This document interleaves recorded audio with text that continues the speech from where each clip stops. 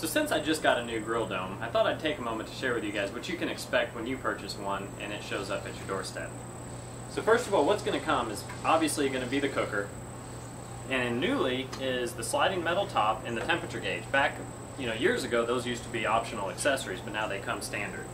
You're also going to get a box of fire starters to get you started and a bag of charcoal. So basically everything that you need comes with it to cook. I also highly recommend that you order a double-decker rack, which lets you have either extra cooking surface or you can use it inverted to put a heat shield on for smoking, and an ash tool. This is essential for cleaning out the grill quickly and easily. Other accessories that I would consider more optional but still highly recommended include the cast iron charcoal grate, which is a little better for higher temp cooking and also I think just a little easier to clean out. And then some stuff that I'm trying is some grill grippers. Just got these today. We'll let you know how those work out. And the new Rapid Light, which has been getting rave reviews for its ability to quickly start the grill.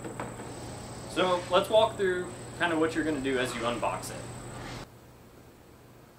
So here's a picture of one of the other cookers that we ordered. You can see it's very, very well protected. It's all wrapped in plastic. There's a lot of foam in there, and then it's all banded together.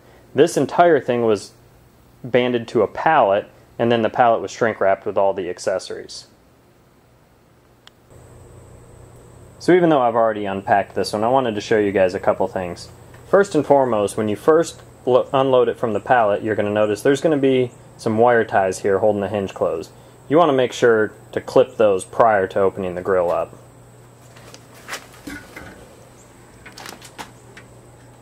Inside, you're going to notice a lot of foam packing material. Basically, it's packed so that the fire ring at the very top there and the fire box underneath it don't move around in shipping. There's also foam underneath the fire box. So the easiest thing to do is just completely remove everything from the inside of the dome, get rid of anything that looks foam, and put all the ceramics back in. Once you've got the inside taken care of, now you can put your sliding metal top on. For this, just loosen all the screws, which I've already done, and set it on there gently. I just hand tighten them a little bit at a time around the outside until it starts to grab. You don't want to get it too tight. If you do, you can actually crack the ceramic, which would obviously ruin your day. So right there, it's pretty good. I'll probably check this again before I lift the lid just to make sure that it's solid. We don't want that falling off either.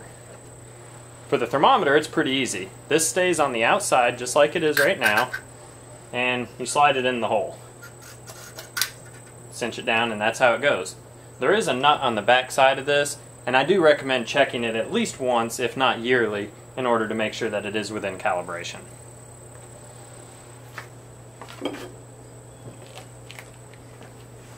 If you purchase the optional cast iron charcoal grate, it comes in two pieces.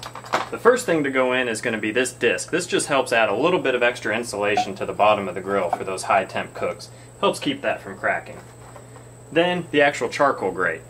If you notice, this side here has a wider opening than this side, and then these slits are narrower than these.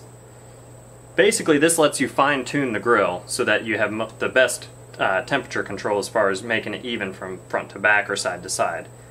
My last cooker wanted it with the skinny up front, so that's how we're going to start this one out, but we'll check it as time goes on. This just sets in there. Be gentle with it so that you don't crack anything, and then just try and get it centered as best you can. About like that. Now, you're ready to add charcoal and you're ready to cook. Alright, we're ready to get this bad boy filled up and fired up for the first time. Pretty much every time I fill one of my grills, I go ahead and bring the charcoal level right up to the top of the firebox. There's no reason not to. That way it's there. You just shut it down after you're done cooking and it'll preserve any charcoal that you haven't used. So I recommend wearing a mask when you do this. You don't see me, but I do have one on just because it can get a little bit dusty. I'm using the Ozark oak that came with the grill, and I haven't used this before, so we'll see how it does.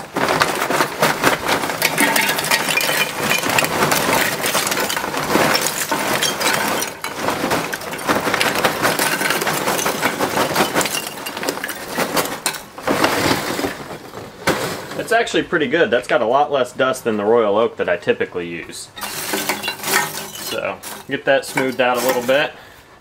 And we're ready to put the lighter on it. We're also going to go ahead and try out the Grill Dome lighter that I bought. Give it for the first time here.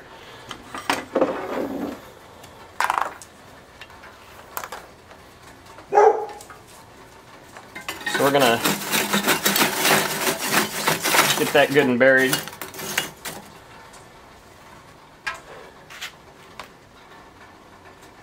Alright, so we got the lighter. Alright, so we got the lighter buried, and go ahead and get that bad boy plugged in. Make sure the bottom grate's open. And I'm actually going to go set a timer inside the house now for about 4 minutes. They say it takes about 6 to get the charcoal going, but I've actually forgotten about these in the past and ruined them, so definitely don't want to ruin this brand new one. So I highly recommend, you know, if you're not out here dedicated to doing the grilling, that you set a timer to remind you to come back. So we're just going to let it run. I'll fast forward it for you guys, but you can see how quickly it lights from here. See you in a few.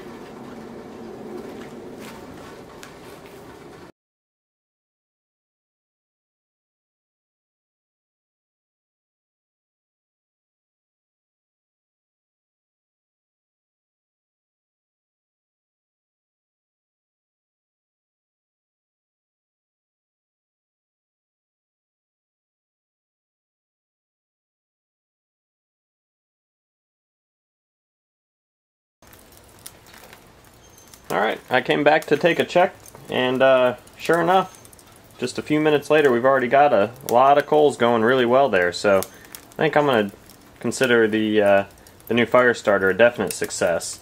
I'll probably still use my torch every now and again, but this will be a good one for whenever I'm going to heat the entire bed of coals up. So I'm going to go ahead and unplug that.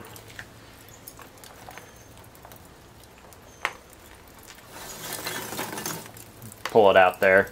You could definitely leave it in there for longer, but since I'm going to just trying to bring this grill up to temperature very slowly for this first cook, not really in any hurry today. Set this off to the side. And again, you know, since I'm seasoning today, basically, is a lot of the point.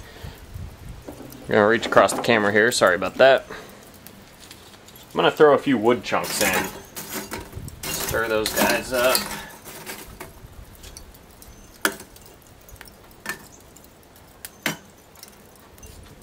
Alright, so that's good. Gonna put the grates in.